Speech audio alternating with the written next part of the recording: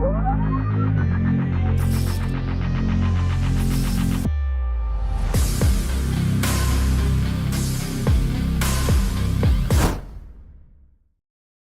going on, everyone, and welcome back to the channel. And if you've watched any of the videos, which I know we're still kind of getting off the ground and didn't get a lot of viewership, so some of you watched it, we actually looked at Craigslist listings and whether they were really serious as to what the prices were that they were asking for them. And we saw some ridiculous stuff up there. I mean, we saw $8,500 systems that they were asking that much for a system that really didn't even book out at a third or even a quarter of what they were asking. A $23,000 system. Never heard it back from the guy with the $23,000 system, so I'm assuming that that's probably not a typo. And of course the $3,000 system with an unknown whether you're going to get a graphics card or not. But in all of that, we actually saw and looked at one listing that was actually a very good listing. $500 for a system. And we'll take a look at it here. It was an i9 9600K with a 2060, a GTX 2060 Zotac graphics card. Air-cooled black case. Had a hard disk drive, I think 1 terabyte hard disk drive, and 128 gigabyte SSD, 2.5 inch, I believe it was. And then some RGB fans and things like that. Well, after I did that video, eBay contacted me letting me know that the price was lowered. And it was lowered down to $485. Now, generally looking, the cost of an i9 9600K is still, somewhat relatively up there. And it's still a very viable chip. The case didn't really have any good pictures of the case or the fans, just a interior shot. But everything was said to be in working order. The graphics card, currently right now, the graphics card is selling anywhere between, about $140 to $190. Used. And then of course the hard disk drive, really not a huge value there. The SSD is only 128 gigs, not a huge value there, but for the most part the chip and the graphics card are probably the most valuable things, which definitely made up for the price I was asking. We priced it out, and if you'd built the system brand new, it would have been probably an $1,150 system if I remember correctly. Well, once the price actually lowered, I went ahead and I bought it. So this is it. This is actually the system here. I haven't opened it yet. It just came UPS today. The box is definitely a little worse for wear. So I really haven't heard any glass shattering sounds or anything like that. So it's going to be interesting to see what kind of condition this is in here, and be able to take a look to see exactly how much punishment it got put through by UPS. So we're going to take a look at it and see what we got, and then we'll see what kind of condition it's in. All right, got my little credit card box cutter here, and let's see. All right, and if you can see inside the top of this here from the overhead shot, we've got some bubble wrap, which is actually pretty good. We've got the power cable.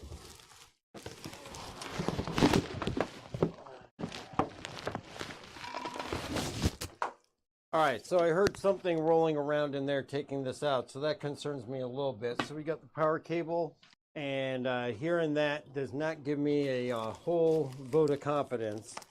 We got some damage on the back here by the graphics card. I don't think that was caused by the box. It's hard to tell. The card does not look to have any damage as of right now, but we'll get a better look at it once we get in there and take it out of the expansion slot and see how it's doing. You can definitely see that damage there by the expansion slot and see what's going on with that. And actually looking at the right side panel, this is actually bowing out. Cable management needs some definite work here. So I know that I believe he said that he had built this for gaming and just wasn't gaming anymore, like I said, but it looks like we've got definitely some work to do on the cable management side. We've got the RGB set up. It's got a thermal take fan header here. Fans, we've actually got the 128 gigabyte SSD here mounted on the back. Hard drive is in there. It's got an EVGA power supply. All right, so we've got this one screw back here that is really badly cross-threaded. Oh, okay, so it was the missing expansion slot cover that was bouncing around in here, so that's good. At least we've got that. So basically in here, we do have a Cooler Master air cooler here. He's got it actually exhausting out to the top and out the top of the system. And then, of course, he's got the one rear 120 millimeter fan. We've got 3 thermal take fans on the front. And then, of course, that one's going to be a thermal take. And then we have an EVGA 600 watt BR. And we got Gigabyte Z390 UD motherboard. Everything actually looks in pretty good shape. That graphics card is like bent up, and I think it's because that expansion slot is messed up. Oh, that is not even in the PCIe slot. What the? Now, I don't know if he did this because of the shipping. We definitely have the damaged expansion slot here. It looks like he almost cut the cross member out. I'm not sure why you would do that. Here where the card fits, and then the expansion slot cover that was floating around in the case is the one from here. So we have that. But the card was not even in the PCIe slot in shipping, and it was just connected here at the expansion slot. So it was just bouncing around on here. Now, I'm not seeing any damage that I can tell to the PCIe slot, but we're definitely going to need to check that out and test it and test out this card to make sure that it's still working. It didn't get damaged in shipping. All right, so the graphics card is out. Taking a look at it, I don't see any damage on the PCB or anything like that. It looks like maybe he had purposely put it in that way for shipping so that it didn't get jostled around. I don't think that's a tremendous idea just because of the way it would be bouncing and vibrating. There wasn't anything inside the case to stabilize everything, so this would have been vibrating all over the place. So this very well could be a damaged card, which we'll have to take a look at to verify whether it's working or not. All right, so we do have Corsair Vengeance LPX RAM DDR4 3000 megahertz, which, you know, not ideal for an Intel build with an i9 with a 9600K. Cable management inside the case is much like the back. It definitely needs some work and some help. We're going to go ahead and put this graphics card in and see how it goes with the testing before we clean it up, repaste it, and see what we can do with getting a little bit of performance out of it. All right, so here comes the part that we all fear. If this blows up, my neighbor's going to hate me.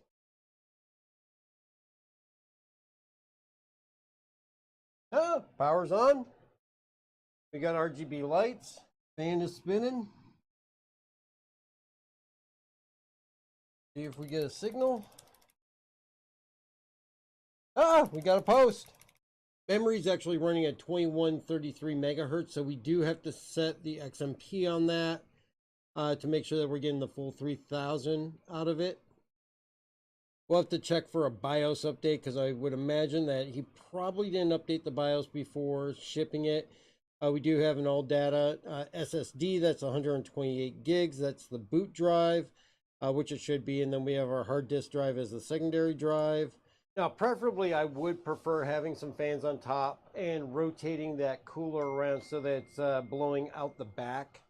Definitely, I think airflow would benefit from that. In the current configuration with one fan back here, then the fan on the cooler blowing up, it's not hurting anything. I don't think airflow is going to be horribly suffering. For front I/O, of course, we've got a USB 3, USB 2, two USB 2s, and then we have actually a dedicated RGB button. So this is direct RGB. So this isn't even ARGB. It just changes based on that button there. And then, of course, we got the reset button, and power switch, and auxiliary, and aux input, or aux headphone jack, and a mic input. And here we go. We're actually into Windows. So it looks like he did reset it. All right, so with this thermal take case, one thing while I'm loading Furmark and Cinebench on it to kind of run it through some tests is the cooling ability of this air cooler is going to be very limited. We've got the solid tempered glass panel there, and then we've got the solid acrylic front here, and we've got 3 good fans running behind that, but the only place it can pull air out of is here on this side. And this is very, very restrictive. You can feel it pulling the air in. It is just going to be surprising to see what the thermals are running on this 9600K. And I'd be very surprised if it's not running a little bit warm. But we'll see.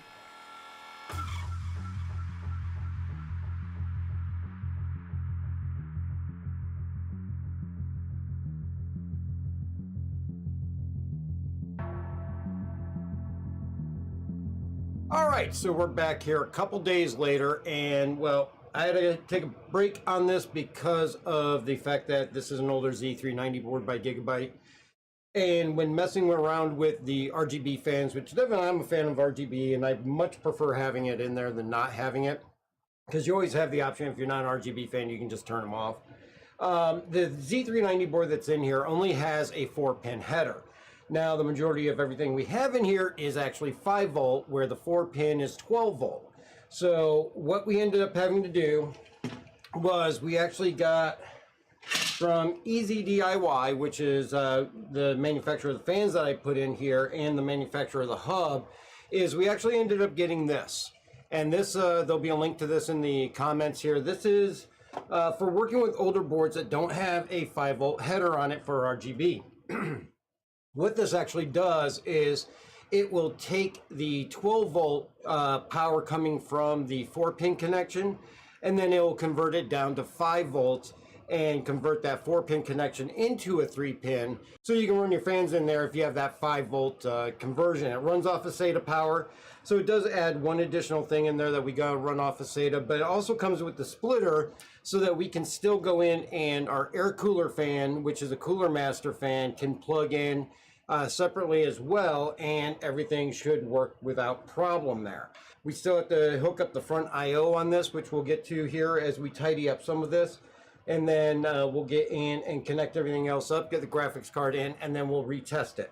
And I will say that one thing with this Thermaltake case, even though I'm not a big fan of its airflow pattern, it does give quite a few spots on here to be able to cable manage. It actually has a lot of different tie-down points right here. I know it may be a little difficult to see on camera, but there are more than adequate number of tie-down points to put zip ties through and be able to clean up this wiring so that it's a little bit better presentation on the back.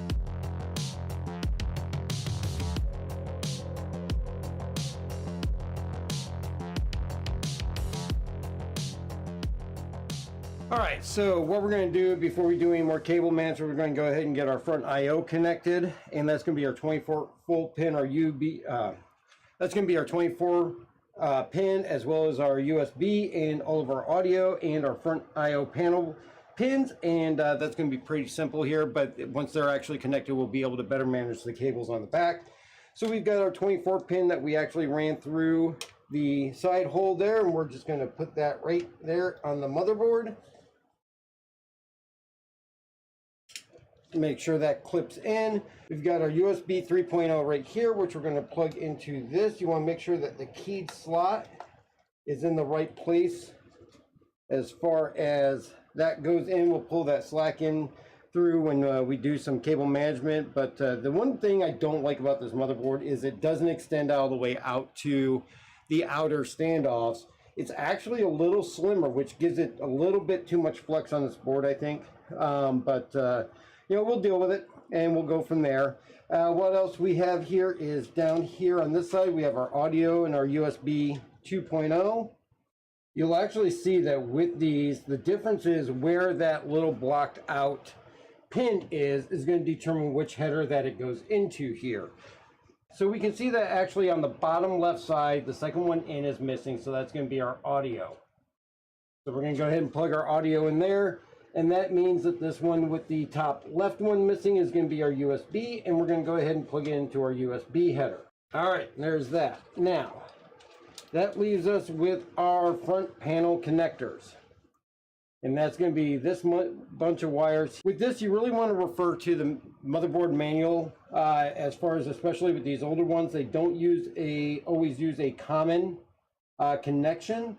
And the other nice thing is that the motherboard will have on it a printed kind of ledger as to what goes where. And you can just follow that. On this, it's actually color coded as well. So we want to find our LED. All right, so our power LED is going to go into the yellow ones here. According to that diagram, our hard disk drive light is going to actually go just below that. And then our reset switch is going to go right next to our hard disk drive light on this one. Our power switch is going to go just above that. Front I/O is actually all hooked up now. We're going to go ahead and get this cable managed up, pull that slack back, and get the fans all hooked up.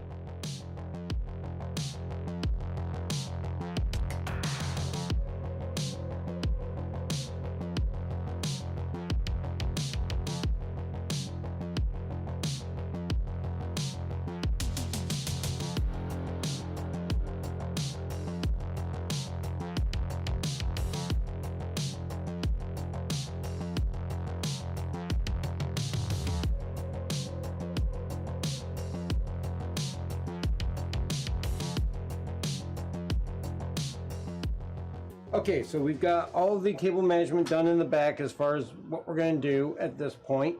And it looks halfway decent. We got a picture here of it, but definitely not my best work. Okay, so for the most part, we've got all of the RGB wired and RAM. We did have to add that extra component in with the 12 volt to 5 volt converter.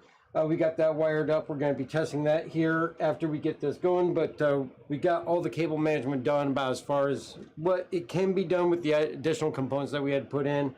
But we're going to go ahead and get the GPU in, cover up some of these other expansion slots, and then we're going to give this a test. All right, so we're just going to slide this into the slot here. And then we're going to put the extra expansion slot cover in here just to cover up that open. All right, and then we bound up the extra pigtail here on the graphics card just so it has a little cleaner finished look to it. And we're going to go ahead and put on the cover. So we set up the CPU fan we're going to set up for its normal, most common curve, basically ramping up as needed. And that's going to be done through the BIOS. It should already be set to that. As far as the other case fans, we can actually control it through the remote control if we want to get more cooling out of it. But connecting them to an internal fan header is not an option because of that box that's set up. It's all set to be done remotely. Not a huge fan of that kind of setup. I would much rather have it connected to the motherboard and the motherboard changing it. But this controller, for some reason, doesn't have that option. So it does start up. Fans are all running. We put a couple of extra LED strips in there.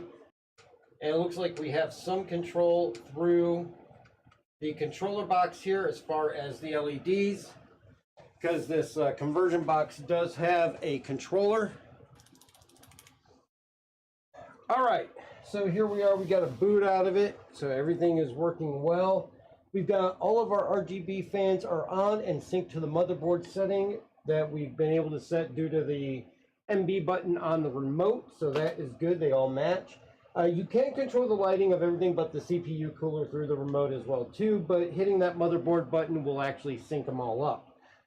Aside from that, we're into the Gigabyte BIOS here. We can actually go in here and check to make sure that the RAM is all set. All right, so here we are. We can actually see that we're getting the full 3600 megahertz of RAM. And so we are getting the full speed of that. The BIOS is all good to go. Now, I will check later to see if there's a BIOS update need for this motherboard, but right now I think we're all good and set to go. So we'll go ahead and we will boot to Windows.